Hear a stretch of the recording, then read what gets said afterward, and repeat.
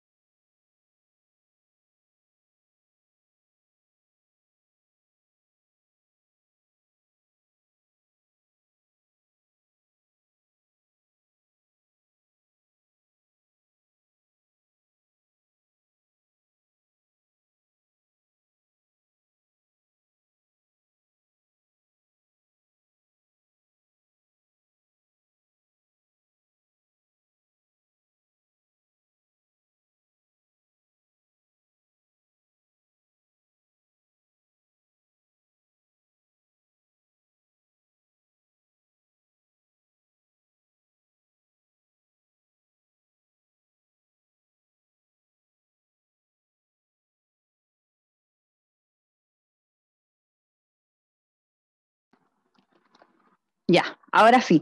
Muy buenas tardes a todos y todas quienes nos están acompañando esta tarde. Mi nombre es Camila Pizarro, yo soy periodista de la Unidad de Comunicaciones de la Subsecretaría de Pesca y Acuicultura y les doy la bienvenida a este webinar que estamos desarrollando entre Subpesca y Cernapesca para abordar las anomalías oceanográficas y varamientos pelágicos en la región del Biobío, un tema que ha estado en la palestra en los últimos días y que ha generado incertidumbre también en la comunidad en general con respecto a los motivos por los cuales están ocurriendo este tipo de situaciones. Así que hemos convocado a un grupo de expertos científicos para que puedan explicar los motivos y más detalles de esta situación. Así que les cuento que queremos que este webinar sea lo más participativo posible y en ese sentido los invitamos a escribir sus preguntas en la casilla del chat. La idea es que después de cada exposición leamos un par de preguntas, por lo menos una o dos, para que nuestros expertos las puedan responder. Así que también comentarles de que este webinar está siendo grabado y que va a estar disponible desde mañana en las páginas web de Cernapesca y de Subpesca. Sin más preámbulos, vamos a dejar que dé la bienvenida a esta actividad el director nacional subrogante de Cernapesca, el señor Fernando Naranjo.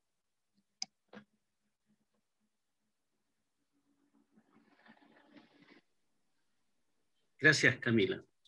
Un gusto saludarlos a todas y todos. Darle la bienvenida por parte de nuestro servicio a este webinar. Y lo dijo Camila, este tema de los varamientos es un fenómeno que nos preocupa a todos, preocupa a la ciudadanía, pero también a la institucionalidad, porque nos interesa saber cuáles son las causas, por qué se están originando, pero también, creo yo, nos interesa el impacto de orden biológico y sanitario que estos pueden tener. En este contexto, nuestro servicio, ves que ocurren estos eventos, prontamente se activa. En cuanto tomamos conocimiento de que esto está ocurriendo, vamos al lugar con el propósito de registrar este evento, poder hacer alguna suerte de estimación de los volúmenes, de la magnitud de lo que está ocurriendo, pero también para levantar información que puede ser importante para identificar las causas de estos varamientos, generar información adicional que nos permitiría hacer una mejor gestión, pensando de que después esto se puede transformar en un problema sanitario. Y por supuesto, tener información lo más transparente y objetiva posible con lo cual dar cuenta a la ciudadanía, y ustedes son testigos de que el servicio permanentemente está publicando los resultados o los antecedentes que va recopilando en esta salida a terreno. Es en esta línea que, en conjunto con la Subsecretaría de Pesca y con el apoyo de IFOP, se implementa este webinar para dar cuenta de alguna forma de los resultados de las acciones que hemos tenido nosotros como servicio en terreno, pero también complementarlo y relacionarlo con antecedentes de orden oceanográfico que nos van a relatar expertos del área. Nosotros creemos que con este webinar vamos a tener mejor información y vamos a estar en mejores condiciones de comprender este fenómeno. Lo último, señalarles que el servicio, en su línea estratégica, el acercamiento, la vinculación con la ciudadanía es un tema estratégico, y nuestro propósito es continuar con este tipo de trabajo, de mostrar lo que nosotros estamos haciendo y, por supuesto, recibir la retroalimentación de ustedes. No quiero abundar más y dejar sí a los que tienen que ser protagonistas de este webinar, y por supuesto que son los expositores. Gracias.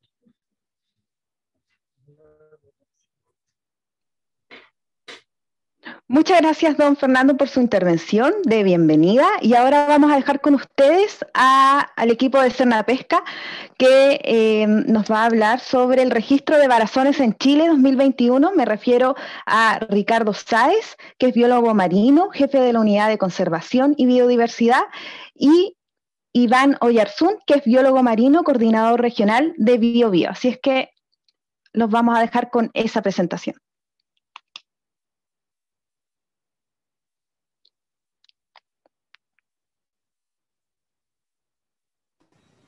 No sé si me escuchan, estaba con el micrófono cerrado. ¿Me escucha? Sí, Ricardo, sí. Hable fuerte, sí. Muchas gracias, Camila.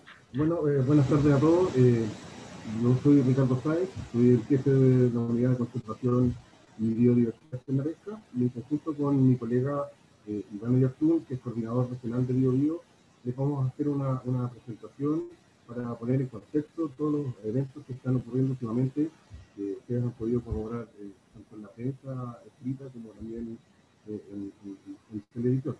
Vamos a tratar de ser bastante breve. Yo sé que comenzamos un poco tarde, pero bueno, vamos adelante.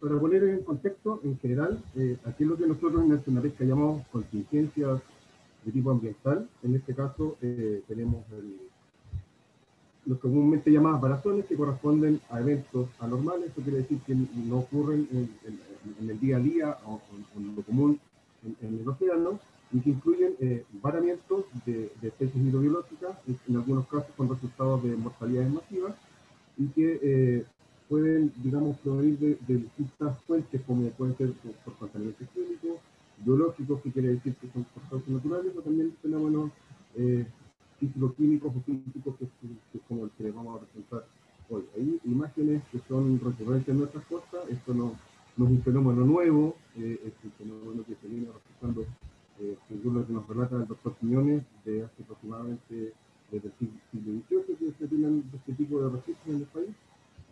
Y para partir y haciendo ver que esto ocurre en todas las regiones en Chile, incluyendo la región metropolitana y la región que cuenta con más eventos de este tipo en Chile corresponde a la región del Biobío, y en segundo lugar a la región de los lagos. Básicamente la región del Biobío es una región comparada con otras regiones como las del extremo norte y del extremo sur, que son regiones que tienen una línea de costa más acotada, con mucha más cantidad de gente. Por lo tanto siempre hay muchos ojos viendo este tipo de eventos que ocurren regularmente. Dentro de las principales especies que ustedes pueden ver que están varando regularmente en nuestras aguas, el número uno son los peces. seguido también por grupo de crustáceos, todo tipo de crustáceos, y también en menor medida algunos moluscos vivos. Ricardo, ¿lo puedo interrumpir un ratito? Porque Sí, estamos, nuestros participantes acá, bueno, y igual estoy escuchando mal, entonces si nos puede hablar un poquito más fuerte de repente, eso ayudaría un poquito, porque también nos dicen acá que si puedo ocupar el audio del computador, pero me dijo que no era como muy apropiado. A ver. en este momento estoy con el audio del computador, no sé si me puede confirmar, Camila, si se escucha mejor. Sí, se escucha mejor, sí. Sí, también nos dicen por el chat que se escucha mejor, así que dejémoslo así mejor con el computador.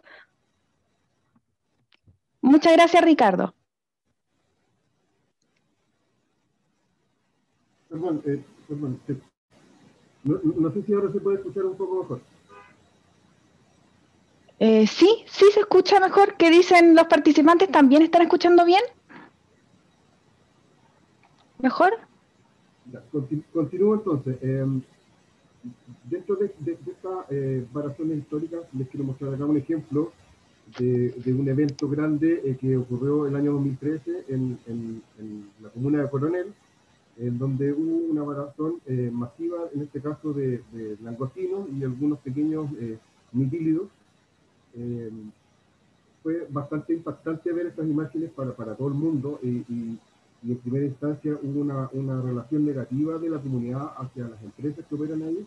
Sin embargo, esto ocurrió también en otros lugares. Estas fotos que ustedes ven acá al medio es más al norte, la misma región del Biobío, pero en un sector que no tiene absolutamente nada que ver con el anterior. Ricardo, Diga. ya, ahí sí, lo vuelvo a interrumpir. Lo que pasa es que, claro, no se escucha, no se está. Recién cuando usted desconectó y estábamos con el audio del computador, lo estábamos escuchando mejor.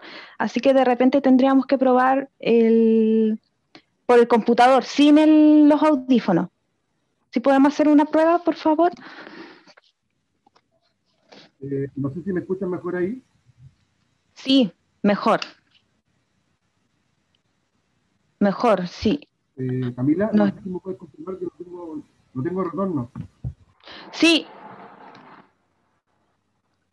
sí, mejor.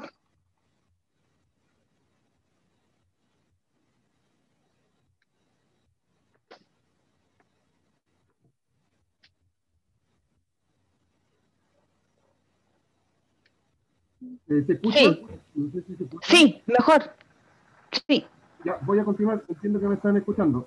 sí. Hay todo tipo de eventos, como este con langostinos, en la foto inferior del lado izquierdo, perdón, el superior izquierdo. Ustedes pueden ver una variación que en la universidad acá en Concepción, en la Universidad de San Sebastián, en este caso de especies que fueron carpas. También ocurren con aves marinas, como ustedes pueden ver al costado derecho. En este caso se hace una gestión conjunta con el Servicio Agrícola y Ganadero, dado que son especies que están amparadas bajo la ley de caza. También bastante recurrente es tener este tipo de eventos en este caso con moluscos, con jibias. Y así un sinnúmero de eventos que van ocurriendo año tras año y en distintos lugares de Chile, en el costado izquierdo inferior, ocurre principalmente cuando tenemos eventos o fenómenos niños, empieza a llegar este plancton gelatinoso, que en este caso son las fragatas portuguesas, que además son de interés para las epidemias de salud, dado que son especies que provocan alteraciones y daños en la piel de las personas que están en el sector. Fotografías como la del humedal de Mantagua, que tiene hace un par de semanas, en donde hubo vertimiento de agua servida y el servicio se apersonó en el lugar y verificamos que no hubieran, en este caso, el daño a especies hidrobiológicas. Fuimos con personas de otros servicios públicos también para verificar que no hubieran daño en general a las competencias de cada uno. O fenómenos también, en este caso, de marea roja, que son recurrentes sobre todo en las costas de la región de Valparaíso. Ahora, para irnos, digamos, para ir acordando lo que estamos conversando en este mapa, ustedes pueden ver, este mapa es del año 2021, desde enero a la fecha, y ustedes pueden ver que estos eventos, estas parazones de pequeños pelágicos, en este caso principalmente sardinas y anchovetas, es algo que está ocurriendo regularmente en nuestras costas, desde Valparaíso y hasta la región del Biobío. Sin ir más lejos, el día de ayer, como ustedes pueden ver, tuvimos un evento de esto en la playa Las Brisas, en la comuna de Navidad, en O'Higgins. O sea, esto está ocurriendo y claramente nosotros ya tenemos prácticamente la certeza de que son consecuencias de fenómenos oceanográficos que están ocurriendo en este momento en esas costas que nuestros expertos van a explicar de manera con datos científicos. No, Ricardo, disculpe,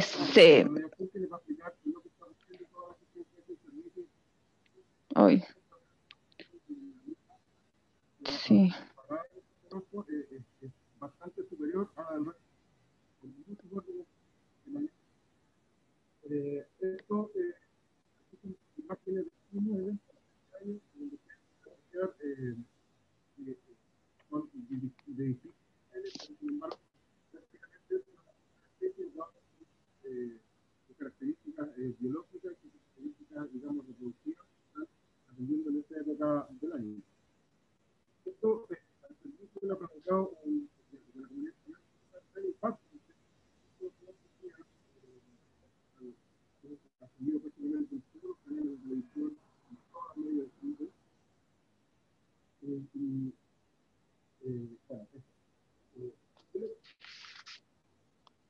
Ya, tenemos muchos problemas de audio, así que vamos a continuar con Iván Oyarzún, a ver si nos puede ayudar, porque no se escucha, no se está escuchando nada. Muy, muy mal, y se pierde el audio. Así que Iván, si está por ahí. Iván.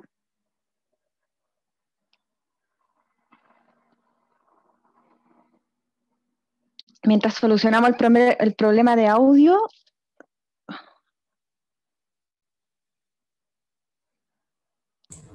Ya, ahora sí se me permitió desmutear. ¿Se escucha bien? Sí, súper bien, Iván. Para ver si puede hacernos un resumen de lo que presentó Ricardo un poquito.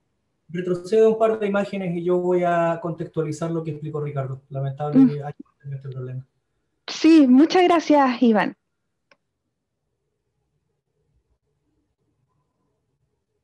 Una más, por favor. Una más. Eso. Bueno, contextualizar de que durante el año 2021 hemos tenido, a partir del día 4 de febrero a la fecha y hasta hoy día en desarrollo, una serie de varamientos, principalmente de peces, que ha involucrado un gran espacio de costa de Chile que va desde la quinta región a la región del Biobío, y en particular que se han intensificado en nuestra región. Llevamos, la última cuenta que teníamos era cerca de 17 eventos,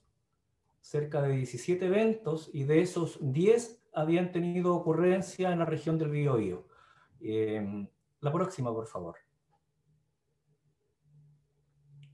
Bueno, acá tenemos algunas imágenes de estos fenómenos que han ocurrido este año.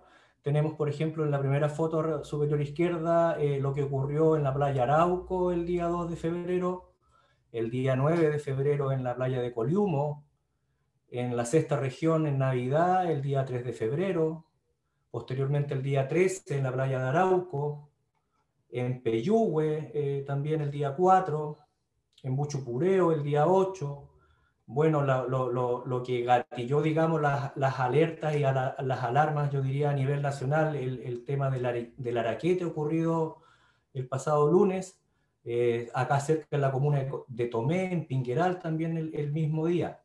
La próxima, por favor. Y esto ha generado, obviamente, un impacto comunicacional. Esto ha salido en distintos medios, escritos, de audio, en televisión, y no solamente en Chile, sino que también en medios extranjeros, medios españoles, medios argentinos. El otro día vimos por ahí un medio chino que estaba también muy interesados en reportear esto porque ha sido de interés mundial, se vincula mucho también con temas de cambio climático. La próxima, por favor. Bueno, y dentro de eso, como decía Ricardo delante, señalar que el servicio desde históricamente se ha estado activándose en estos tipos de eventos. ¿Y qué es lo que nosotros hacemos? ¿Cuál es nuestro rol? ¿Cuál es nuestro objetivo cuando nosotros nos desplegamos cada vez que tomamos? Primero que nada es tomar conocimiento, y ahí generalmente se activan nuestras alertas, nuestras alarmas, ahora más fácilmente porque todos tenemos ya redes instaladas con WhatsApp o por Facebook, y nos hacen denuncias por mesa de ayuda, por atención ciudadana, o sea, son distintos las formas y los medios en que tomamos conocimiento. Entonces, una vez que el servicio sabe de la ocurrencia de algún fenómeno de esto, se dirige al lugar y a verificar, digamos, la denuncia, la información, y lo primero que nosotros tratamos de determinar son tres componentes. Primero, determinar la especie o las especies comprometidas en la contingencia, verificar la magnitud, si se trata de 100 kilos, de 1000 kilos, de miles de kilos, como el caso del Araquete, poder levantar un registro de imágenes, hacer registros cualitativos, por ejemplo, saber si hay olores presentes, si hay decoloraciones presentes, si hay alguna anomalía que uno, en virtud de una inspección de terreno, poder obtener más información. Recorrer los lugares, a veces los inspectores tienen que realizar caminatas bastante extensas en lugares donde tampoco existe acceso a vehículos, por lo tanto es una inspección que a veces se torna compleja. Bueno, se recorren los lugares, ahí empezamos a interactuar con nuestras unidades técnicas y se evalúa si es que vamos a tomar muestras, si es que vamos a hacer algún monitoreo de alguna plataforma con información que esté disponible, pueden ser muestras de agua, de fitoplancton, muestras de los mismos peces o de los animales que están involucrados, y posteriormente, rápidamente se empiezan a generar articulaciones con otras entidades públicas. O sea, por ejemplo, le enviamos por correo a la Superintendencia de Medio Ambiente, a la autoridad sanitaria, a los municipios. En general, tratamos de articular con todos los servicios públicos para poder empezar a gestionar, digamos, esta contingencia. La próxima, por favor. ¿Qué hace Cernapesca, por ejemplo? Lo que hemos estado haciendo últimamente es tratar de correlacionar el origen de estos fenómenos. Acá, por ejemplo, personal de nuestra unidad de gestión ambiental, por ejemplo, se coloca rápidamente a monitorear información disponible satelital. Por ejemplo, lo que estamos viendo ahí es una imagen satelital obtenida de la NASA. En el lado izquierdo, por ejemplo, se observa un fenómeno de surgencia que tiene una anomalía térmica negativa. Las manchitas que ustedes ven color azul son indicadores de temperatura, diferencia de temperatura negativa. Y al lado derecho está ocurriendo algo similar, pero con el fenómeno contrario, una anomalía con una variación positiva. La próxima, por favor. Entonces, en cada contingencia la evaluamos en sumérico, ¿cierto? Primero para determinar las magnitudes, las coberturas, las especies involucradas, saber si es que esto se trata o vincularlo con un origen ambiental o antrópico como por una contaminación. La siguiente, por favor. Bueno, acá, por ejemplo, vemos de que en el 2018, acá también en la región del Biobío, en la isla Santa María, que está al frente de la comuna de Coronel, hubo una variación masiva de jibia, de calamar rojo, y ahí hay inspectores tratando de realizar algunas necropsias en el mismo lugar de donde ocurrió el varamiento. La siguiente. Mira, ahora entrando en materia regional, a nosotros nos interesó mucho como servicio por la importancia, la magnitud del evento, el poder contar qué es lo que sucedió en estos días. Acá, como yo les decía, la amplitud espacial que han tenido los distintos fenómenos están acá en esta imagen, por el lado norte de la región del Biobío, ¿cierto? A la altura de Pingueral. en la comuna de Tomé, pasando, ¿cierto?, por toda la bahía de Concepción, hasta el Golfo de Arauco, en la comuna de Arauco, en la desembocadura del río Carampanqui, ¿ya? Estos varamientos, como les decía, han tenido ocurrencia entre el 28 de enero y el 15 de febrero. Y ayer, durante la tarde, se comenzó a tomar conocimiento de otro varamiento de similares características a lo ocurrido en el río Laraquete, pero de menor volumen. O sea, es mucho más pequeño, pero con una situación muy similar ocurrida en el río Laraquete. O sea, un río de tamaño pequeño que desemboca en el mar y se introdujeron peces vivos en la barra. ¿Ya? La siguiente, por favor. Bueno, acá vamos a hacer una descripción bastante rápida de todos los eventos. La primera contingencia, como les decía, el 28 de enero en el sector de Playa Maule, una variación de peces con varias especies comprometidas como sardina, pampanito, algunas larvas de crustáceos. Observamos también en algunas imágenes robalos, observamos algunos congrios pequeños.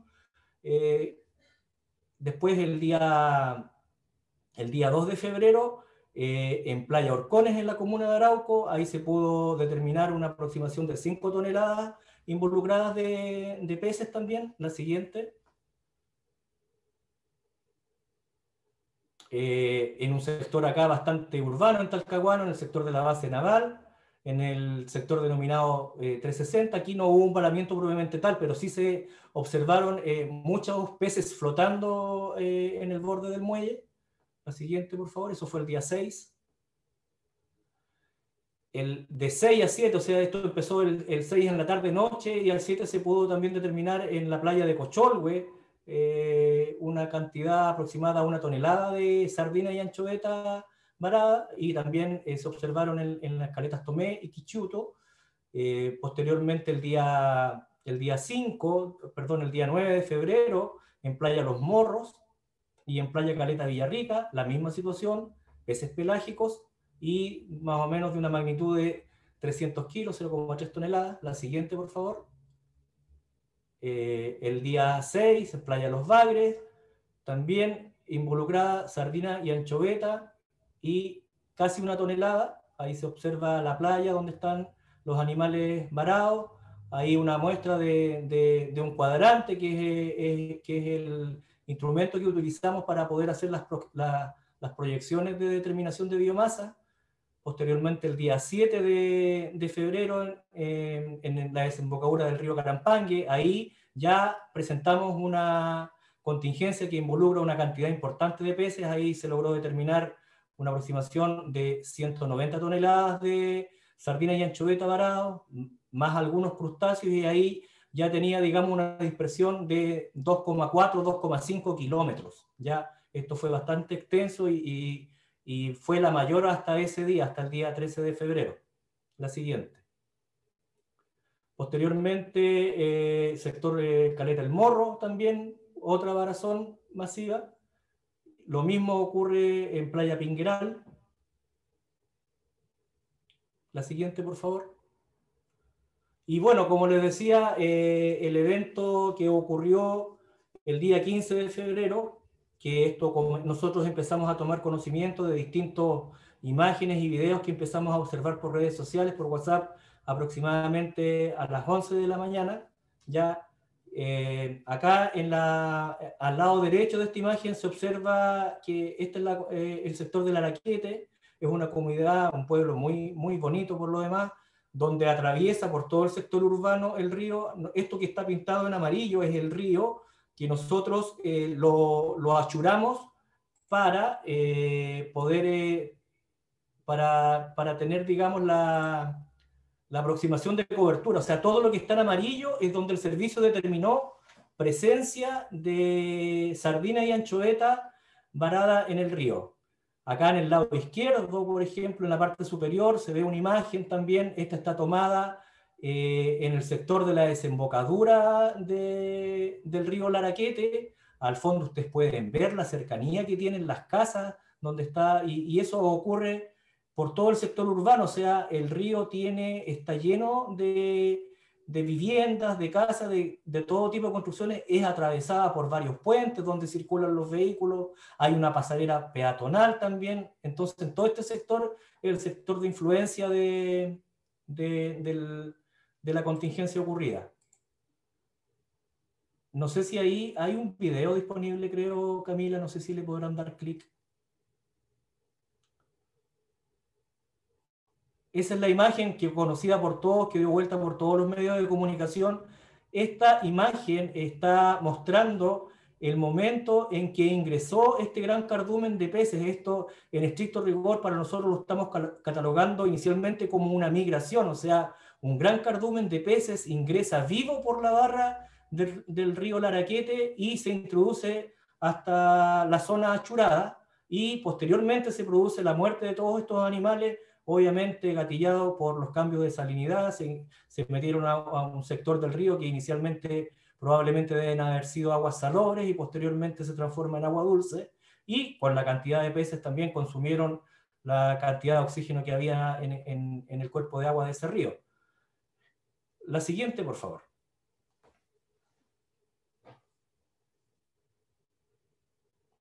Bueno, nosotros teníamos una hipótesis. ¿Por qué migraron estos peces en el río? ¿Ya? Y la hipótesis era de que al haber habido una disminución drástica del oxígeno en las aguas aledañas a la costa, estos animales encontraron una mejor condición de oxígeno justamente en la entrada del río. Teníamos esa idea porque en el río Carampangue habíamos tenido acceso a muestras tomadas por el Laboratorio de Oceanografía y Química de la Universidad de Concepción, y habíamos visto que en muestras tomadas cercanos a la desembocadura del río presentaban una mejor condición de oxígeno. Dicho eso, cuando se generó esta contingencia, por vía de nuestro Departamento de Acuicultura y Gestión Ambiental acá regional, logramos articular y coordinar con el INCAR el poder rápidamente salir a tomar muestras de variables oceanográficas, lo cual esa coordinación fue exitosa. El INCAR facilitó personal y instrumentos de medición para medir algunas variables, y coordinamos con el apoyo inclusive ahí de la comunidad del alcalde de Mar. Logramos subir también a un inspector del servicio y diseñamos un plan de muestreo bastante sencillo que constaba en tener 10 estaciones de muestreo, 4 en el río y otras 6 ubicadas en la línea de costa que recorre paralelo ahí al sector del Araquete, más o menos en una distancia entre las más distantes de 15 kilómetros, o sea, más o menos del lado norte del Araquete hasta casi la desembocadura del río Carampangue. ¿Ya? Ese muestreo, como les decía, se realizó prácticamente a las 24 horas de ocurrido el evento. A las 11 de la mañana del día siguiente estábamos realizando estos monitoreos. Y la idea, como les decía, fue hacer un perfilamiento en estas estaciones para tomar algunas variables, principalmente las que nos interesaba era temperatura y oxígeno. Pero también se tomaron otras como salinidad y pH. Igualmente logramos enviar muestras de peces colectados el día anterior al laboratorio de ISP de los lagos, que ahí también vamos a tener algunos análisis resultantes. Rápidamente, INCAR nos proporciona los resultados de estos análisis, y claro, lo que se observa, por ejemplo, en la tabla que está en amarillo, en las estaciones 1, 2, 3 y 4, son las estaciones. La estación 1 es la que está más arriba del río, la estación 2 la que está entre medio de los dos puentes, la estación 3 donde está más o menos a la altura de la caleta del Araquete, y la estación 4 cerca de la barra. ¿Ya? Y se pudo observar de que existía una mejor concentración de oxígeno disuelto en la estación 1, en la que estaba más arriba, que ahí la concentración dio del orden de 6,6 miligramos por litro, y fue descendiendo en una gradiente hasta la más cercana a la barra, que dio 2,2. O sea, la estación 1 tuvo una concentración de 6,6 miligramos, la estación 2 una concentración de 5,1, la estación 3 de 4,02 y la estación 4 de 2,42. O sea, en la medida que nos acercábamos a la barra, la concentración iba decreciendo. Finalmente, el resultado de las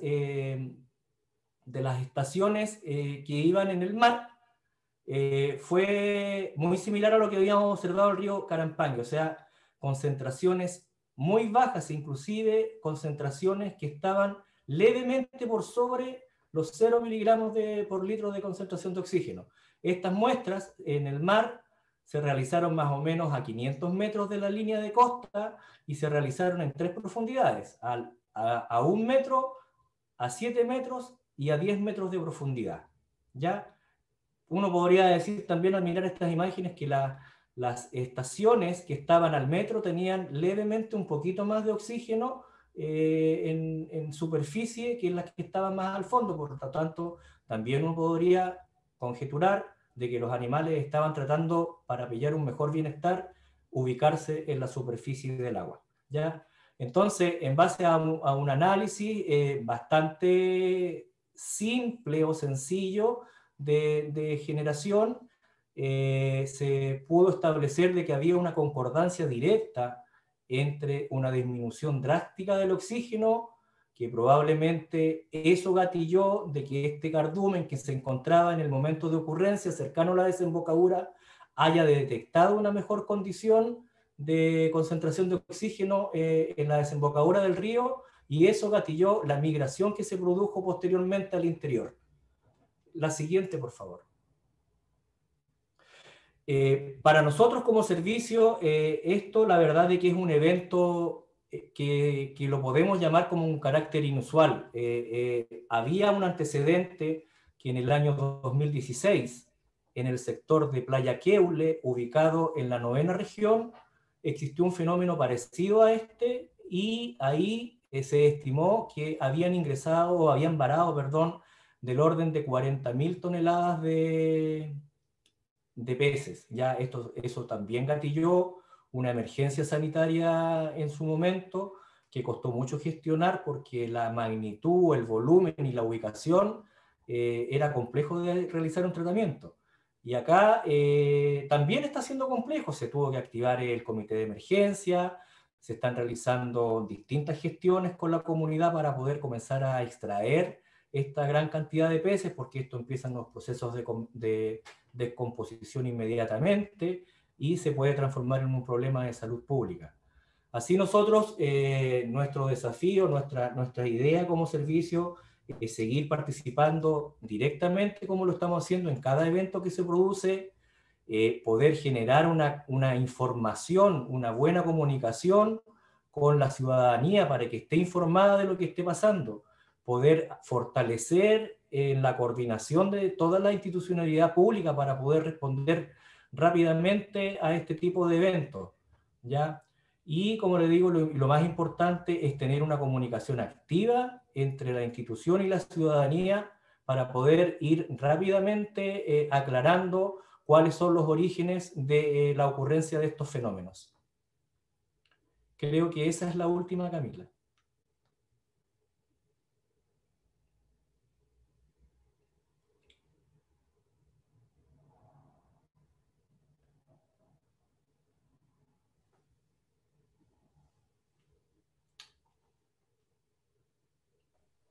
Sí, muchas gracias Ricardo e Iván por su presentación.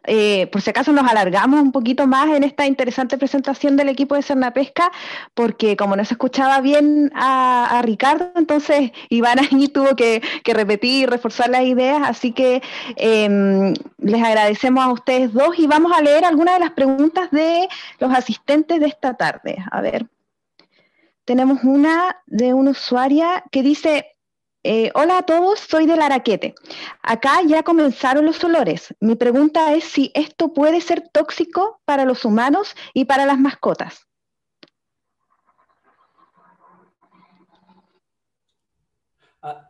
Bueno, la descomposición de estos animales, en particular de peces pelágicos, entra en el proceso de descomposición rápidamente, y uno de los mayores riesgos de la descomposición de estos animales es la emanación de ácido sulfídrico. Por lo tanto, el acumular estos residuos en lugares cerrados es lo que no hay que hacer nunca. En este momento probablemente vamos a tener emanaciones, vamos a tener emisión de olores no muy agradables, pero vamos a estar en lugares siempre ventilados. Por lo tanto, yo diría de que podría generar riesgos del tipo dolores de cabeza, tal vez algún tipo de malestar estomacal, pero no diría que pudiera generar un riesgo por la emanación de ácido sulfídrico, porque no va a haber concentración de gases. Lo que nunca tienen que hacer es, por ejemplo, dejar unos peces en un tambor dentro de una bodega, porque ahí va a haber una emanación de gases que va a quedar encerrado y el ácido sulfídrico no tiene olor.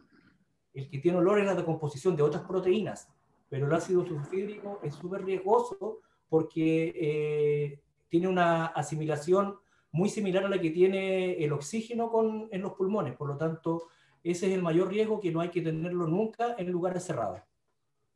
Perfecto, entonces ya quedó respondida ahí la pregunta para nuestra participante del Araquete. Y ahora vamos con otra pregunta. ¿Existe algún tipo de correlación entre los registros de varamientos que tienen los centros típicos de surgencia? Registros de varamiento. Desconozco si es que tenemos un análisis, digamos, de correlación de eventos de surgencia por fenómenos de varamiento. La verdad de que la sistematización de los eventos es un trabajo que comenzamos a realizar en la unidad inicialmente en la unidad de acuicultura y después se desprendió a la unidad de rescate, o sea, de conservación y biodiversidad, y yo creo que son de los desafíos que estamos planteando para el corto y mediano plazo. No sé si ahí me estoy equivocando, Ricardo, por favor te pido apoyo en esa línea.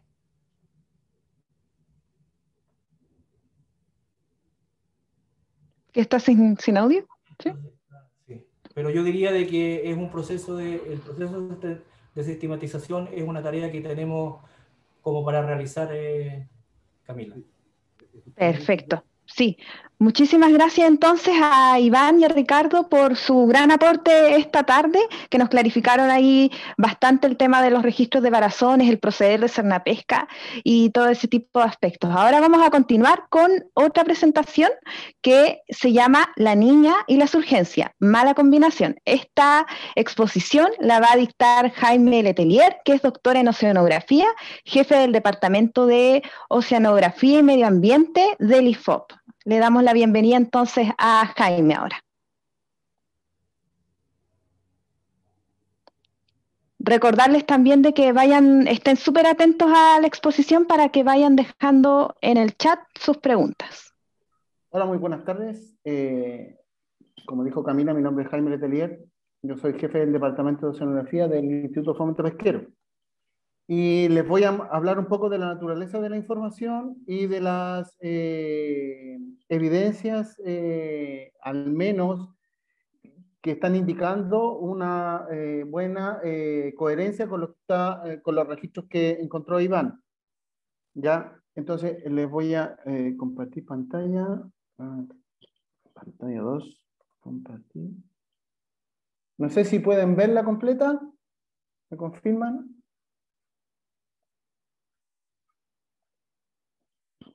Ya. La información que nosotros estamos manejando proviene de un sistema de información interoperable que sistematiza e integra los datos de pesca, acuicultura y cambio climático. Es un prototipo funcional que se desarrolló dentro del marco de un proyecto mandatado por la Subpesca y el Ministerio de Medio Ambiente y que tiene dos componentes principales. Ya este sistema lo está llevando a cabo el Departamento de Oceanografía y Medio Ambiente de la División de Investigación Pesquera del IFOP. ¿Ya?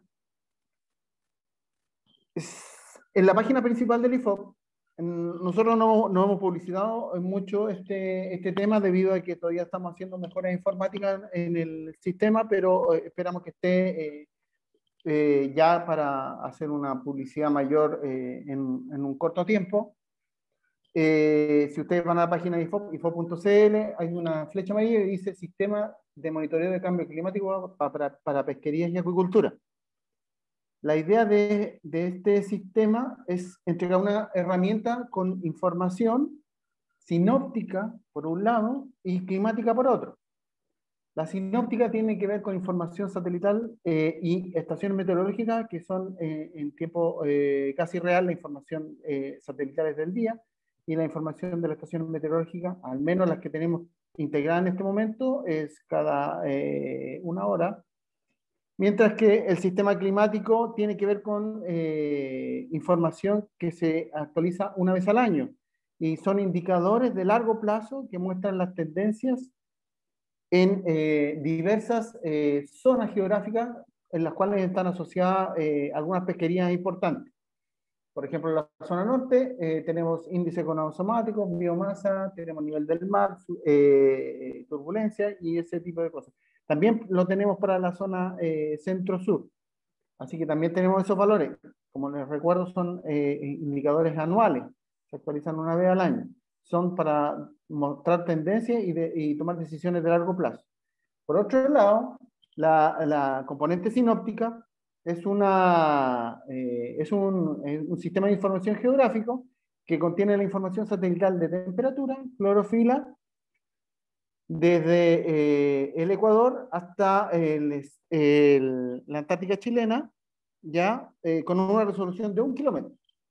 La idea de esto es que cualquier persona, incluido cualquier tipo de usuario, ¿ya? Pero específicamente la idea es reducir las brechas de información hacia los pescadores artesanales, de tal manera que ellos puedan acceder a esta información y puedan tomar decisiones día con día.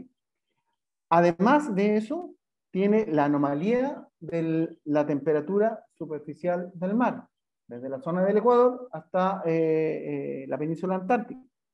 ¿Ya? Las anomalías permiten seguir eventos climáticos como el Niño o la Niña, o las de calor, o algún tipo de otro evento, por ejemplo la mancha caliente que oímos hablar el verano pasado. ¿Ya? La idea de esto es ver cómo está afectando la condición regional o los alcances que tiene en términos locales.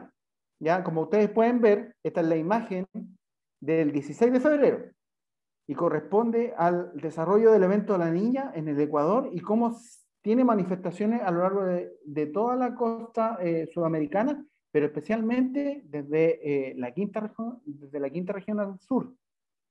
¿Ya? Este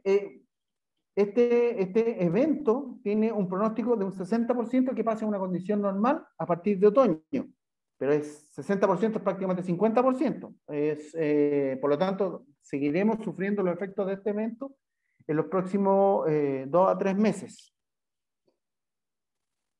Una vez fijada la condición regional, veamos qué pasa a nivel local. Si analizamos las temperaturas y las clorofilas a lo largo de la costa sudamericana, vamos a ver que hay una banda de aguas de menor temperatura que se proyecta hacia el norte, ¿ya? Y específicamente quiebra ahí en la zona de Caldera, pero hay una banda de aguas de menor temperatura a lo largo de la costa. Esas aguas de menor temperatura están asociadas a aguas de mayor concentración de clorofila. ¿Ya? Todo eso nos muestra que de cierta manera los procesos de surgencia costero, que son normales en esta época, están ocurriendo independiente del evento de la Niña. ¿Ya? Nos podemos aproximar, como les dije yo, tiene resolución de 1 kilómetro, al menos la temperatura, nos podemos aproximar a la zona que nos interesa, que es de la quinta región hasta los 42 grados sur, y vemos cómo la banda de temperatura muestra que hay eventos dinámicos en los cuales hay un movimiento de agua hacia afuera de la costa, los que están acompañados con una alta profundidad en la zona costera. Todo eso son evidencias de que hay una surgencia importante ocurriendo a lo largo de toda la costa, desde la quinta región hasta la región de los lagos. Entonces, ¿es esto anormal o normal? Esto es normal en la época estival, pero tenemos un efecto regional, lo que al parecer está haciendo que los puntos de surgencia típicos de la zona, que son Punta Galera, Punta Lavapié, Topocalma y Nogurme, de cierta manera estén funcionando sincronizados en una especie de mega surgencia a lo largo de la costa. ¿Ya? ¿Por qué esto influye o cómo esto podría influir en el tema de las varazones? Nos vamos a la naturaleza de las surgencias, en un esquema bastante simple, ¿ya? Una surgencia costera es un evento físico que está forzado por el viento a lo largo de la costa, en específico hacia el Ecuador. En el verano, el anticiclón del Pacífico, que ustedes lo ven marcado lo voy a mostrar con el mouse, en la A, se desplaza hacia el sur, ¿ya? Y estacionalmente favorece los vientos que van hacia el norte a lo largo de la costa, especialmente en la octava región, ¿ya? Por lo tanto, favorece que se genere el viento a lo largo de la costa, el transporte de agua hacia afuera de la costa y el ascenso de agua desde la plataforma continental hacia arriba. Sobre el talud existe una zona de mínimo oxígeno, ¿ya? La cual está asociada a una corriente que se mueve hacia el polo. Como les mencioné yo anteriormente, esto es un esquema bastante simple. En un esquema un poco más complejo, podemos ver la misma situación de cómo el viento está apuntando al Ecuador, las aguas costeras se mueven hacia afuera de la costa y surge agua sobre la plataforma continental, ¿ya? Y aquí hay una agua de muy baja concentración de oxígeno que está asociada al núcleo de la corriente que va hacia el polo, que viene desde la zona ecuatorial. ¿Ya? Eso es lo que ocurre normalmente. Además de eso, tenemos que el enfriamiento estacional del agua en la zona costera, debido a la surgencia costera, genera una diferencia de temperatura que es bastante significativa con la tierra, que es mucho más cálida. Durante el día, y especialmente en el verano, se produce una gran diferencia de temperatura entre la tierra y el océano, lo que hace que se genere una especie de brisa marina. Brisa marina que se mueve desde la superficie del mar hacia la tierra, ¿ya? Debido a que el aire sobre la tierra, por estar más caliente, tener menor densidad, se eleva, ¿ya? Entonces, para suplir ese vacío que genera el aire que se está elevando, se mueve masas de aire desde la superficie del mar hacia el interior de la tierra, ¿ya? Cuando la escala de ese movimiento es suficientemente grande, el viento no llega directamente a la tierra, sino que por efecto de rotación se desvía hacia su mano izquierda. Por lo tanto, el viento que iba hacia el norte, debido al anticiclón del Pacífico, se ve de cierta manera reforzado por la brisa marina local, ¿ya? Especialmente cuando existen estas escalas de enfriamiento de mayor tamaño, ¿ya? Entonces, tenemos la surgencia costera, tenemos la niña, tenemos el anticiclón, tenemos la brisa marina. Veamos cómo podemos ver nuevamente el contexto de lo que está sucediendo. La niña produce un enfriamiento anormal del océano, que reduce aún más la temperatura del océano y aumenta la intensidad de la brisa marina, ¿ya? Además, cuando tenemos evento La Niña, el anticiclón del Pacífico se refuerza, o sea, tiene mayor intensidad, por lo que los vientos regionales son más intensos. La Niña hace que la surgencia sea mucho más intensa debido a los vientos regionales, que son más intensos, y a la brisa marina, que es más intensa. Por lo tanto, esa combinación hace que surjan aguas de mayor profundidad. Este es el esquema original que teníamos, y este es el esquema que deberíamos ver durante La Niña. Es decir, tenemos el viento, más la componente de la brisa, más un mayor transporte hacia afuera, si hay un mayor transporte de agua hacia afuera, esa agua tiene que ser reemplazada con agua que viene de mayor profundidad, que proviene de la zona de mínimo oxígeno. ¿Y qué genera eso? Una compresión de los hábitats costeros. Es decir, lo que mostró Iván es coherente con la presencia de zonas de mínimo oxígeno que están comprimiendo los hábitats costeros. ¿Y qué pasa cuando se comprime el hábitat costero donde los peces pueden respirar? Los peces se aglutinan hacia la costa y entran a la zona estuarina. Por lo tanto, esto es para los temas de las varazones es un tema de reforzamiento o de retroalimentación positiva, en los cuales todos los eventos están retroalimentándose para enfriar y hacer ascender aguas de mínimo oxígeno hacia las zonas costeras. Esa es un poco la información que yo les quería mostrar. El sistema de información es un proyecto de la Subpesca y el Ministerio de Medio Ambiente, ejecutado por la FAO con cofinanciamiento del GEF, pero implementado técnicamente por el Instituto de Fomento Pesquero.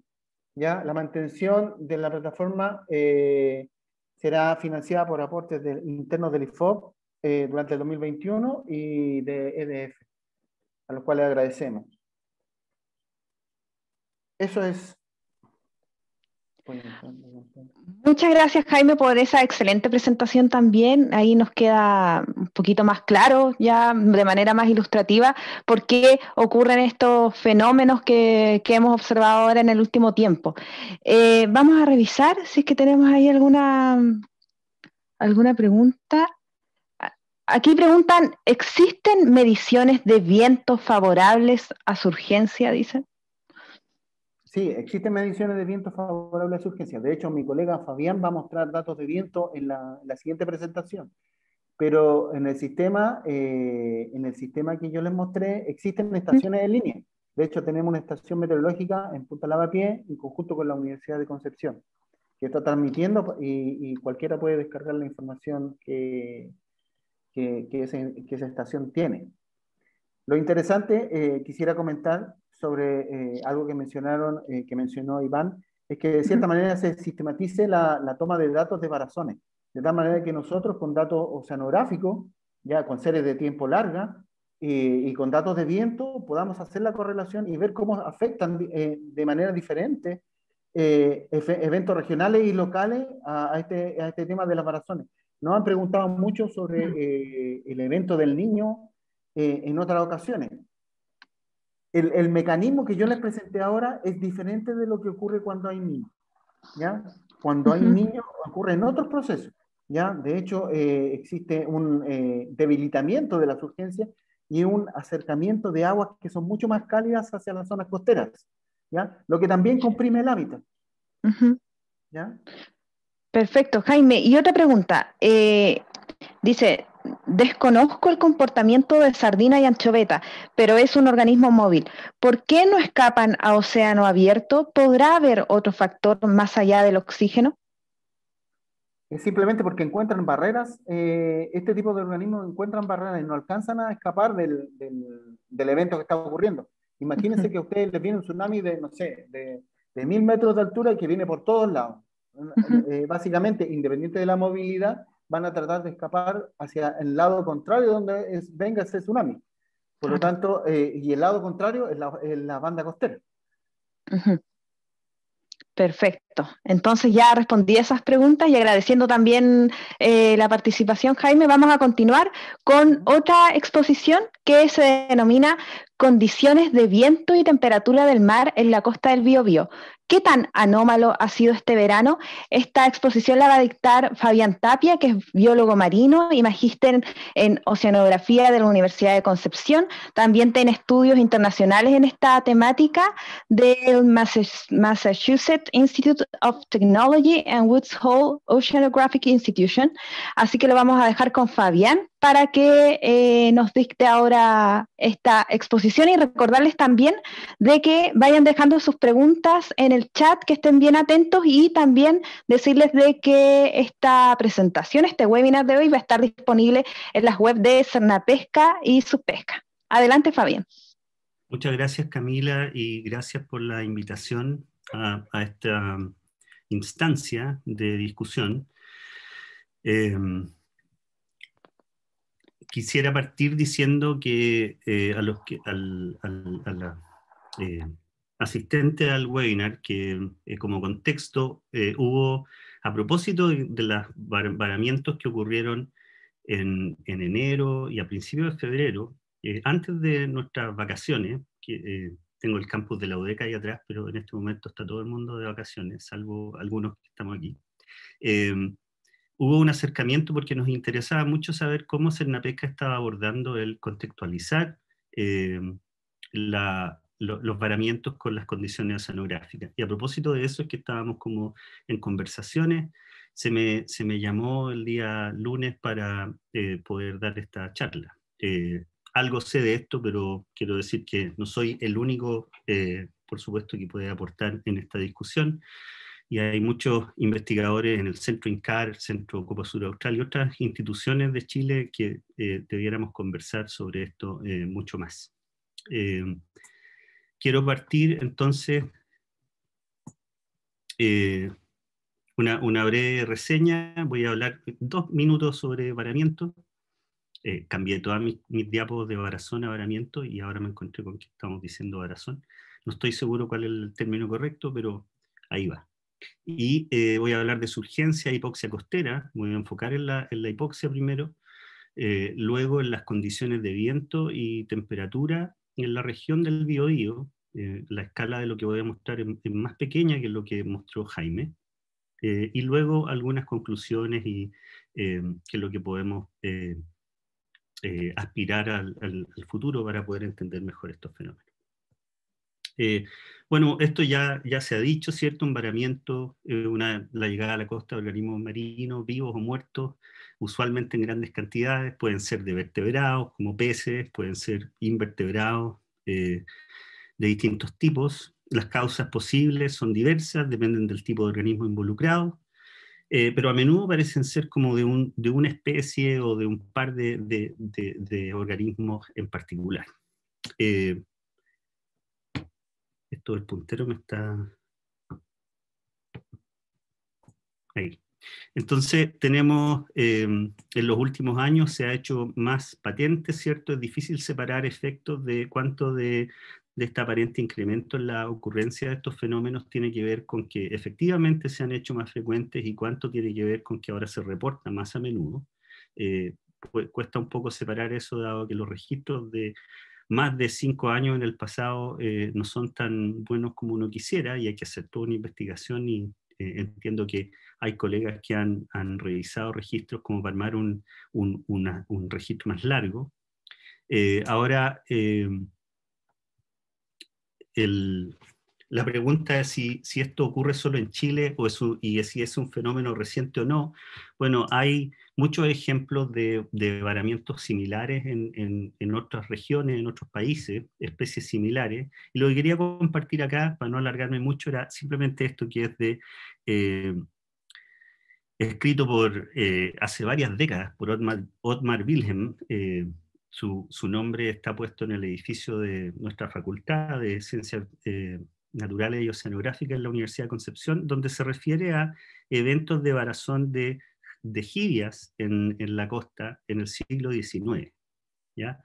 Desde entonces, y menciona en los 33 grados sur, o sea, al norte de Valparaíso, en los 23 grados sur, o sea, al norte de Antofagasta, estos varamientos y esta descomposición, ¿cierto?, de los organismos en la costa.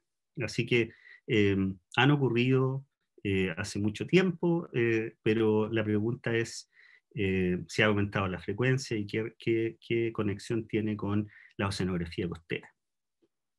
Entonces, voy a sacar el puntero. Entonces, en lo que va del 2021, el número de varamientos registrados en estas 6 semanas o 7 semanas de año supera ya lo que se registró en todo el año 2020. Y la pregunta es, ¿qué ha cambiado en las condiciones de este verano con respecto a otros? Ahí pongo, ese mapa muestra un promedio de las temperaturas superficiales del mar vistas por satélite entre los años 2003 y 2017, como para tener una idea del patrón general, ¿cierto?, que tiende a ocurrir. Como estamos en una zona donde hay surgencia costera, pero esta surgencia se focaliza en algunos lugares que aparecen acá en azul y morado. Esos son lugares donde está más fría el agua en promedio. Aquí está Tirúa, acá está Punta Lavapié, aquí está Lebu. Y al interior del Golfo Arauco el agua tiende a ser un poco más cálida. ¿ya? Incluso cuando la surgencia está ocurriendo, la topografía, la forma de la línea de costa hacen que en zonas que están protegidas del efecto directo del viento de surgencia, tengan una dinámica muy particular aquí adentro, ¿ya? Entonces no es tan sencillo como en una costa lineal abierta donde el viento sopla de cierta forma y el agua se enfría, ¿ya? Al interior del Golfo de Arauco ocurre aparentemente a menudo un fenómeno conocido como sombra de surgencia, y al que me voy a referir en un rato más.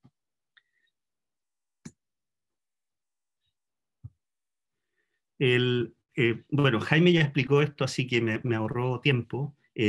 La surgencia costera, ¿cierto? Se genera por una interacción entre el viento que sopla hacia el Ecuador, en nuestro caso de sur a norte, y la rotación de la Tierra, que genera este desplazamiento de agua en ángulo recto a la izquierda del viento en nuestro hemisferio, y como el agua sale hacia mar afuera y no puede quedar un hoyo ahí, entonces agua es reemplazada por agua que aflora desde mayor profundidad. Esa agua es rica en nutrientes, tiene mayor salinidad, es más fría, pero también es pobre en oxígeno. Entonces son buenas y malas noticias para la costa. Buenas noticias por el efecto de fertilización para el fitoplancton, pero malas noticias para muchos organismos que requieren tienen una alta demanda de oxígeno. Aquí quería mostrar esta película de la izquierda, que no es precisamente nuestra costa, ahí alcanza a salir Isla Mocha, pero para mostrar, ¿cierto?, que la surgencia se ve desde el espacio, ¿cierto?, como un enfriamiento costero. Lo que ustedes ven ahí en azul son las anomalías negativas, lugares donde el agua está más fría que de costumbre, y en rojo las anomalías positivas, y las flechitas muestran el viento. Y entonces cuando el viento se dirige hacia el Ecuador, se genera este transporte de Ekman y se genera este enfriamiento de una banda costera. Y no es una banda perfectamente derechita porque todos los accidentes de la línea de costa y de la batimetría tienen un efecto sobre estos flujos que se generan que son muy complejos, ¿ya? A la derecha entonces tenemos dos imágenes de los últimos días. Tenemos el 26 de enero eso está en GMT, o sea, esos son las 14:54 del día 26 de enero, y entonces aquí está el campo de viento, y esto que aparece acá entonces es agua de surgencia desde Tirúa hasta, bueno, proyectándose hacia el noroeste de Punta Lavapié, y como verán al interior del Golfo de Arauco está un poquito más cálido que afuera. ¿Ven mi puntero, cierto? Voy a pensar que sí. Y acá a la derecha, 5 días más tarde, el día 31 de enero, aunque el viento no ha cesado, hay una masa de agua cálida en superficie. Lamentablemente el satélite no nos permite saber si es que en profundidad está igual de cálido, y está concentrado aquí en la zona entre Coronel y Arauco, ¿ya? Llegando a temperaturas de 18 grados más o menos. ¿Ya? Esto tiene, el blanco acá es por zonas donde había nubes, donde los píxeles estaban de datos de mala calidad, entonces se descartaron. Entonces hay una estructura espacial compleja de este enfriamiento, pero tiende a pasar que si el viento sopla hacia el Ecuador, se genera este afloramiento de agua fría que se ve en el satélite, pero también al interior de lugares como el Golfo de Arauco se genera la aparición de esta agua cálida muchas veces que tiene que ver con una recirculación del agua que afloró, y que entonces afloró rica en nutrientes, pobre en oxígeno, es fría, pero si uno la mantiene aquí encerrada en cierta forma durante un tiempo, expuesta al sol, va a subir su temperatura, sin cambiar necesariamente, sin mejorar necesariamente sus condiciones de oxígeno. ¿Ya? Recordemos que el agua más cálida, la solubilidad de los gases disminuye con el aumento de la temperatura, entonces si es que algo pasa puede perderse más oxígeno, volverse aún más pobre en oxígeno el agua. Entonces esa es la situación aquí en los últimos días. Aquí hay un resumen. Lamentablemente esto no No tuve tiempo de actualizarlo hasta los últimos días, pero aquí quería mostrarles esto. Esto es el 15 de enero, 17 de enero, 18, 22, hasta el pasado 2 de febrero. Todo lo blanco son nubes. Durante la última semana hubo muchos días con malas condiciones, con mucha nube, como para poder ver la temperatura superficial del mar. Pero estos últimos días ha habido cielos despejados y debiera haber otras imágenes como esta. Pero quería mostrarles acá en el fondo esta progresión, ¿cierto? Días como el 15 de enero, donde está frío, el viento está soplando hacia el noreste, se intensifica la surgencia, está más helado acá en la costa el 17, el 18 sigue, pero empieza a aparecer esta zona cálida en el Golfo, y se ve acá el 22 de enero, está cálido en el Golfo de Arauco, está cálido en la Bahía de Concepción y para el norte, ¿ya? Y sin que el viento afloje. Entonces, aquí hay un escenario, ¿cierto?, de circulación bien compleja en la costa, donde se pueden estar combinando entonces agua con muy bajo oxígeno, que luego se calienta en superficie, y que entonces representa un doble shock para especies como sardinas y anchovetas, que requieren una buena cantidad de oxígeno para poder respirar y moverse, porque en el agua de fondo está pobre en oxígeno, está fría, pero está pobre en oxígeno, y el agua de arriba, ¿cierto?, cálida, aumenta su demanda metabólica, por lo tanto tienen que respirar más, y seguimos con pobreza de oxígeno. Entonces, eso puede representar un gancho izquierdo y un gancho derecho a los peces que estén aquí en el Golfo en esta época, y que terminen tirados en la playa. Acá hay otros días, 26 de enero, 2 horas distintas, el 31 de enero de nuevo hay estas condiciones cálidas acá en el Golfo, y a principios de febrero también se mantenían estas condiciones cálidas en la costa. Ahora, de nuevo, esto es particularmente extremo en comparación con otros años, pues estas especies han estado viniendo a esta zona y haciendo lo que hacen durante miles de años, y la surgencia siempre ha ocurrido. Entonces la pregunta, ¿qué ha cambiado tan dramáticamente que puede generar esto? Entonces, una forma en la que estamos tratando de averiguar esto es, bueno, primero mirar lo que ocurre normalmente y ver cómo nos desviamos de eso, ¿ya? Y aquí esta es la estación 18 del Centro Copas, que entre el año 2002 y hasta el 2016 aparece acá, se mantuvo con visitas mensuales a este lugar que está en la plataforma continental frente a Concepción, a 90 metros de profundidad. Y lo que ustedes ven acá arriba es la temperatura a lo largo del tiempo en profundidad, y acá está la salinidad, y los azules son agua menos salina, y acá está el oxígeno. Y el oxígeno, los café y rojos son agua hipóxica, y los amarillos son agua sobresaturada de oxígeno. Y entonces, a la derecha está el resumen de lo que llamamos la climatología, ¿cierto?, o el año promedio.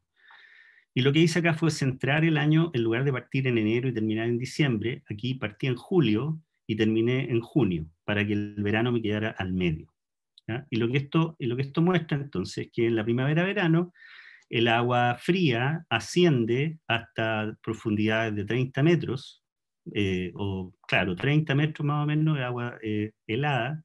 Luego esa agua helada en diciembre tiende a retroceder, o esa temperatura, porque empieza a ganar calor acá arriba por la radiación solar, la columna de agua. Y en conjunto con eso, entre septiembre y marzo más o menos, asciende esta agua de alta salinidad, ¿cierto? Tenemos entonces agua fría, alta salinidad, y agua con bajo oxígeno, ¿ya? Menos de 1 mililitro por litro de oxígeno.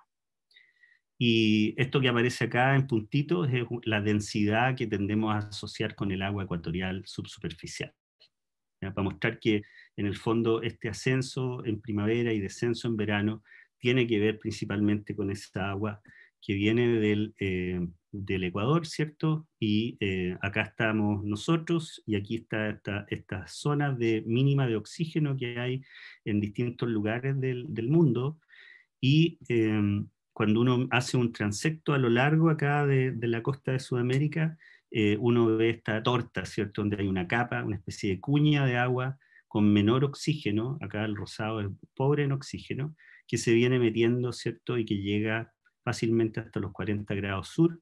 Nosotros estaríamos por aquí, más o menos, y entonces en profundidad tenemos esta agua pobre en oxígeno que viene del Ecuador, y que es salina, y que es más salina y que es fría. Entonces, volviendo a nuestra costa del Biobío, aquí hay un resumen de el viento que es favorable a la surgencia. Aquí está con el signo cambiado, pero en el fondo lo que aquí quiero mostrar es que entre septiembre y abril, más o menos, el viento en promedio es favorable a la surgencia. Y en la estación 18, los datos que les mostré recién, muestra que en esa época, entonces, el agua hipóxica, si consideramos 2 mililitros por litro, por ejemplo, el agua hipóxica asciende a 20 metros en promedio. Eso quiere decir que hay momentos en que asciende mucho más, entre octubre y abril, ¿ya? Y en el agua de menos de 1 mililitro por litro puede llegar en promedio a 30 metros entre octubre y marzo, más o menos, ¿ya? Entonces, perdón, aquí se me quedó esto sin de una charla que di en otra parte, pero en el fondo esto quiere decir entonces que las zonas costeras que tienen menos de 30 metros de profundidad están expuestos a la llegada de agua hipóxica a través de toda la primavera-verano. O sea, esto es como cuando crece el río Mapocho, ¿cierto? Y se inundan ciertos barrios de Santiago. En el fondo, si esta agua asciende, entonces puede inundar ciertas partes de la costa que tienen esa profundidad o menos, digamos.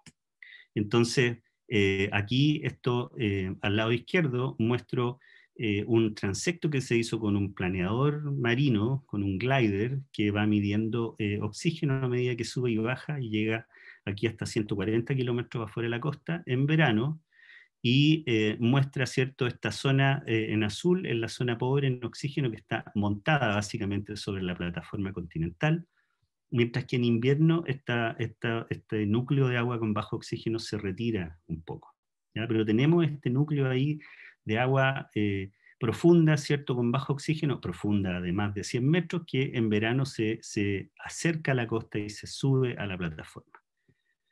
Y entonces esta agua puede llegar, aquí en rojo está marcado la isóbata de los 30 metros, entonces cuando hay estos eventos que les mostré aquí en esta parte donde está la estrellita negra, en la estación 18, cuando hay esos momentos en que asciende el agua hipóxica, la vemos aparecer aquí en la costa. Estos datos de acá son registros de oxígeno en el agua de fondo, a unos 20 metros de profundidad, en todos estos lugares que están marcados acá, ¿ya? Y esto es entre el año 2017 y fines del 2018, como parte de un proyecto Fondesit que llevamos a cabo con algunos colegas del Departamento de Oceanografía.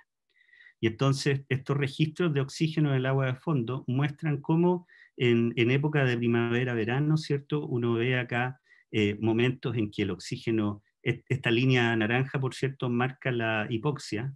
Entonces uno ve periodos de hipoxia y luego viene la oxigenación, y luego viene la caída en el oxígeno durante la surgencia, y luego viene la oxigenación, y así, ¿ya? Y es bien coherente si uno mira, por ejemplo, esta subida y esta bajada. Esto se ve en Mela, al norte del río Itata, se ve en la bahía Columo, se ve en Chome, aunque un poco más atenuada la oxigenación, se ve en Arauco, en fin. Hay una consistencia, pero hay mucha variabilidad entre los sitios en términos de cuánto puede durar un evento de hipoxia. Entonces acá, por ejemplo, en Mela, un evento de hipoxia puede durar, no sé, una semana, mientras que en Arauco podemos estar bajo la línea de hipoxia durante 1 mes y medio, ¿ya? Entonces, esto es un registro entre el 2017 y el 2019 que hicimos en el proyecto Fondesit. Desafortunadamente retiramos el instrumental de la mayor parte de los sitios. Todavía nos quedan sensores acá en Caleta Los Piures y en Caleta Yani, que no hemos retirado del agua aún. Y aquí hay un resumen, quiero que se fijen en el lado derecho. En el lado derecho, este SS significa primavera-verano, Esto es de un trabajo que estamos en proceso de publicar ahora con el resumen de esta información. Y aquí les quiero mostrar esto, la duración promedio en días de un evento de hipoxia durante primavera-verano. ¿Ya? Y quiero mostrarles entonces cómo en lugares como Mela, Coliumo, tenemos entre 6 y 4 días más o menos de duración promedio. En Chome también un evento de hipoxia dura 4 días y medio. En Arauco, en promedio, tenemos 11,2 días. ¿Ya? Y cuando uno mira todos los eventos, hay eventos que duran 40 días. Mientras que en zonas como Yico, Los Piures, Yani, son muy breves los eventos de hipoxia. Ya hay una entrada y salida de la hipoxia mucho más rápida. Entonces, esto ciertamente, en este proyecto nosotros estudiamos la respuesta de organismos sésiles que no pueden salir arrancando, como piures y otros organismos así. Pero si una anchoveta, una sardina, ciertamente que van a nadar buscando un agua donde puedan respirar en buenas condiciones, digamos. Aquí hay una climatología, o sea, este es el año promedio. Acá abajo de nuevo está julio, agosto, septiembre, está el verano al medio y termina en junio. Y acá está la hora del día. Y lo que les quiero mostrar entonces simplemente que en lugares como Arauco, de nuevo, el café rojo es agua hipóxica y la hipoxia está concentrada, ¿cierto?, entre diciembre y marzo y tiende a ocurrir más intensamente en las mañanas, por alguna razón, que es algo que estamos revisando. Acá en Coliumo también ocurre principalmente en enero y tiende a ocurrir al mediodía. Y eso puede tener que ver con la brisa marina, con la marea, efectos de ese tipo. En Chome también ocurre más frecuentemente en primavera-verano, pero un poco menos intensamente que en Arauco. Y mientras hay un evento de surgencia, aquí hay un ejemplo, 20-24 de noviembre del 2017, aquí el morado muestra el agua súper fría, y acá les quería mostrar nomás que aquí arriba está el viento, y aquí está la temperatura, los lugares que están, el azul y el verde son los dos lugares que están al sur de Punta Lavapiés, Yico está dentro del Golfo Arauco, Yani, que el azul, está al sur de Punta Lavapiés. Y todos los otros sitios aparecen muy fríos en este tipo de condiciones, ¿ya? Y en términos del oxígeno, ustedes verán acá cómo aparecen bajo la línea de la hipoxia que está punteada ahí, la mayor parte de los sitios, menos estos dos que son Yico, que está aquí en la punta, y Yani, que está aquí a la vuelta. Porque, bueno, hay otros procesos más complejos que a esta distancia no se ven necesariamente, y recordemos que aquí estamos viendo la superficie del océano, no estamos viendo lo que pasa en las capas más hacia, o sea, acá vemos la superficie y acá tenemos el dato de fondo. Entonces, hay más que simplemente hay surgencia, no hay surgencia, está frío, está cálido, hay oxígeno, no hay oxígeno. Un poco más complejo.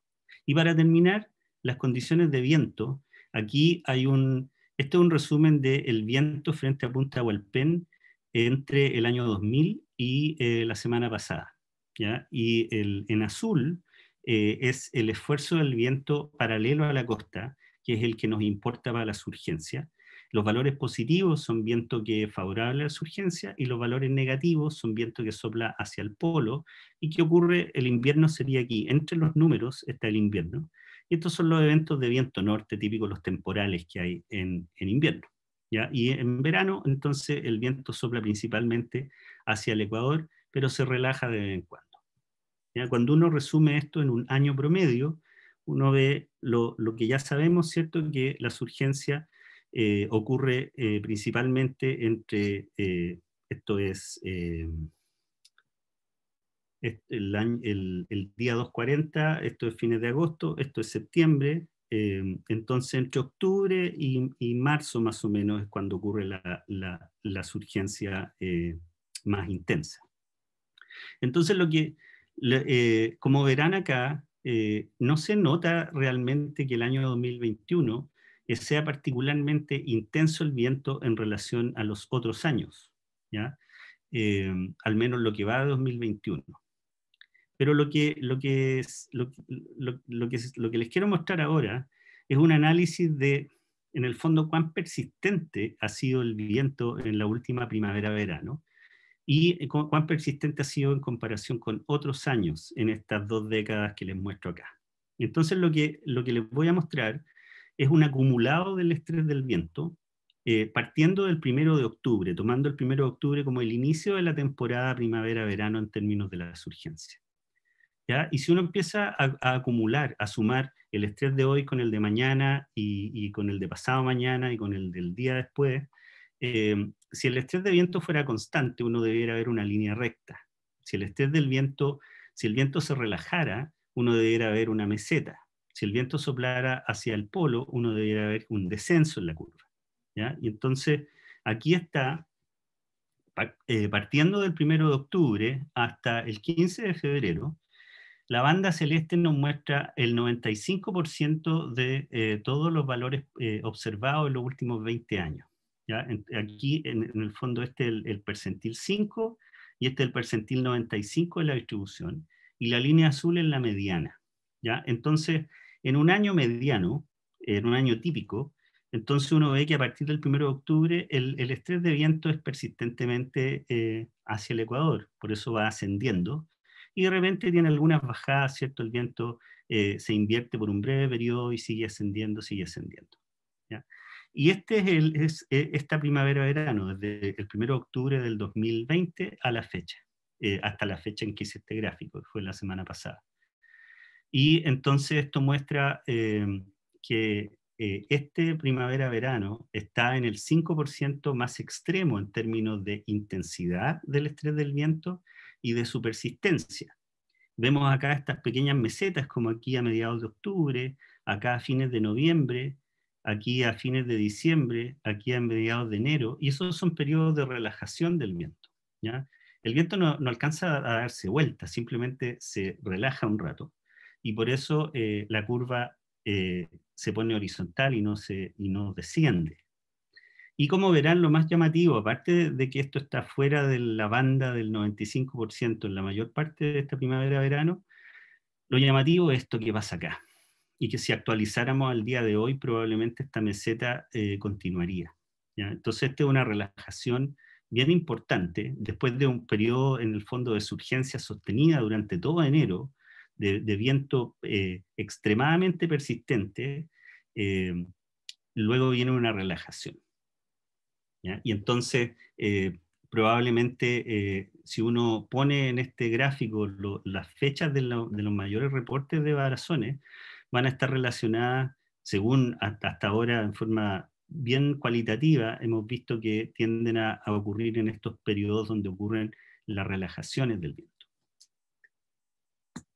Aquí, esta es otra forma de visualizar lo que les acabo de mostrar. En el fondo, para cada año, si uno se va por la vertical, en el fondo es como ir subiendo este cerro, ¿cierto? Este cerro que les muestro acá en azul. Y quería ponerlo así para que uno comparara. Aquí están los meses, octubre, noviembre, diciembre, enero. Y fíjense que en este último año, aquí donde dice 2020, es porque esto va de octubre de 2020 a febrero de 2021. ¿Ya? Y ese hoyito ahí es porque todavía no tenía todos los datos hasta el 15 de febrero cuando hice este gráfico. Y entonces esto muestra que este año ha sido el año en que en el fondo la curva ha ascendido más rápidamente, en el fondo llega a este contorno antes que los otros años en estas 2 décadas, pero no ha sido el único. O sea, el año 2014 para 2015 fue similarmente intenso. El año 2008 también para 2009 fue particularmente intenso, y el 2001 para el 2002 también.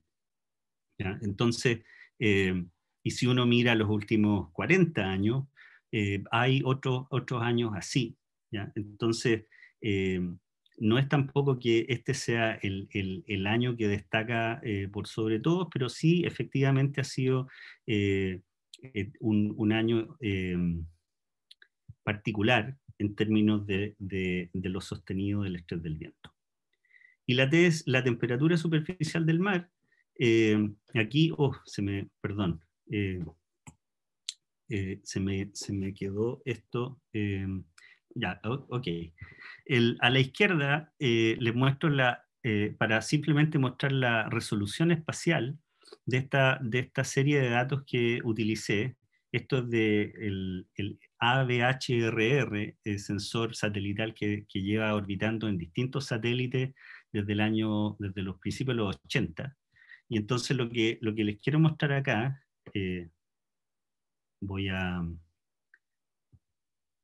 tiempo real voy a activar aquí la animación. Ya, entonces lo que les quiero mostrar aquí, a la derecha está la temperatura promedio calculada para esta zona, ¿ya? Entre la isóbata de los 1000 metros y entre los 36,5 y los 37,5. O sea, en este pedazo de la región, para cada día en el registro calculé la temperatura promedio, ¿ya? Y entonces acá está el registro del año 82, cuando Chile jugaba en el Mundial de España, hasta ahora que Chile no juega en ningún mundial. Y entonces aparecen ciertamente años que sabemos que fueron particularmente fríos, como el 2007, años más cálidos como el 2016, ¿cierto? Acá, 2017, y estos últimos años han estado, si se dan cuenta acá, más fríos que lo usual, ¿cierto? Pero de nuevo, no es, o sea, hasta ahora, ¿cierto? Se ve esto tan frío como tal vez el año 88 que está acá, o el año 89. Pero nuevamente, para poder ver los cambios en temperatura, lo que les muestro acá, entonces, es cómo va la progresión del delta grados día. En el fondo, a cada día yo le resto la temperatura del día anterior. Entonces, si la temperatura va bajando, si se va enfriando el océano, debiera darme un número negativo.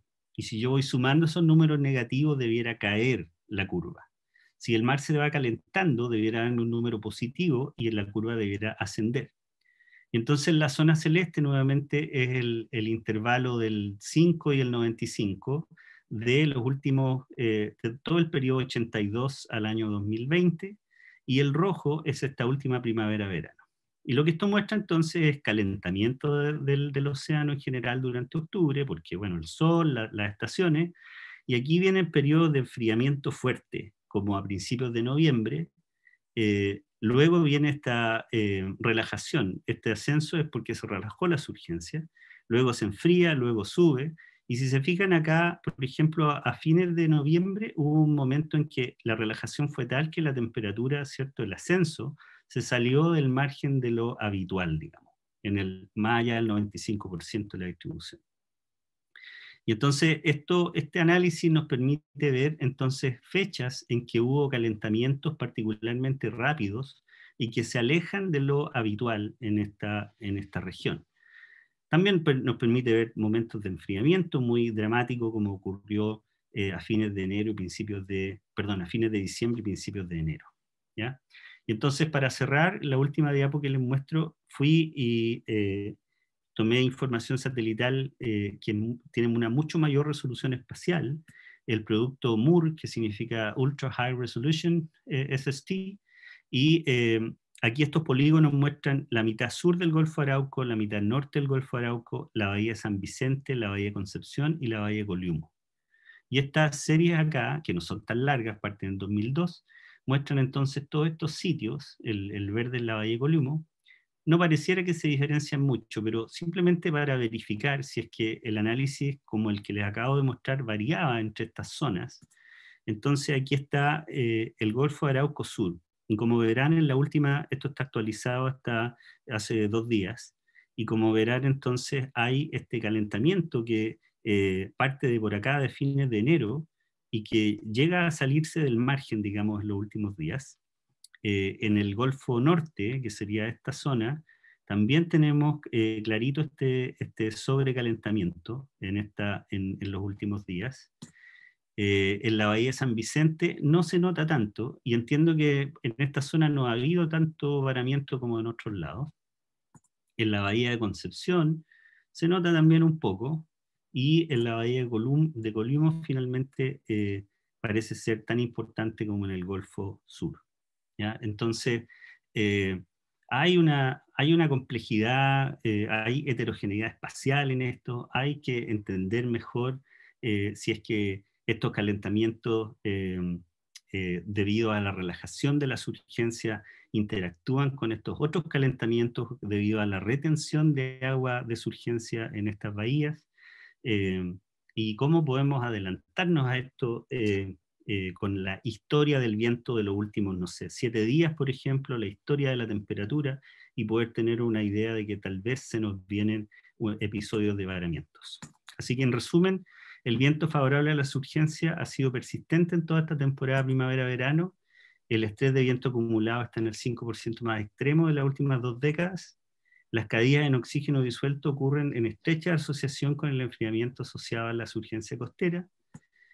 Los varamientos podrían estar asociados al calentamiento de aguas costeras, pero no está claro si es por relajación de la surgencia o por sombra de surgencia. Debo mencionar que el Centro INCAR, en el cual yo también participo como investigador y apoyando al Servicio Nacional de Pesca, salieron a hacer mediciones, entiendo que ayer, y lo vimos en la presentación anterior, y en las concentraciones de oxígeno en el Golfo dan cuenta de que el agua bajo la superficie es bien pobre en oxígeno, y los datos satelitales son concordantes con las observaciones in situ de que en superficie tenemos altas temperaturas. Así que el calentamiento, ya dije, puede ocurrir por una de estas dos cosas o por ambas interactuando.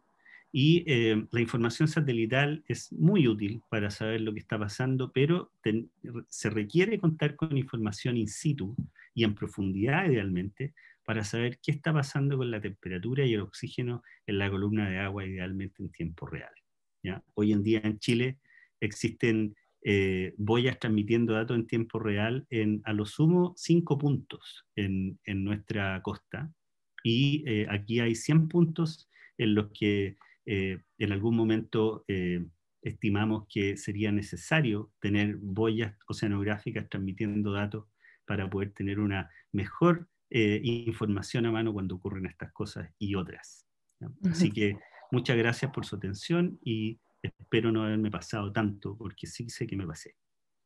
Muchas gracias, Fabián. Sí, efectivamente, te pasaste en el tiempo, ¿no?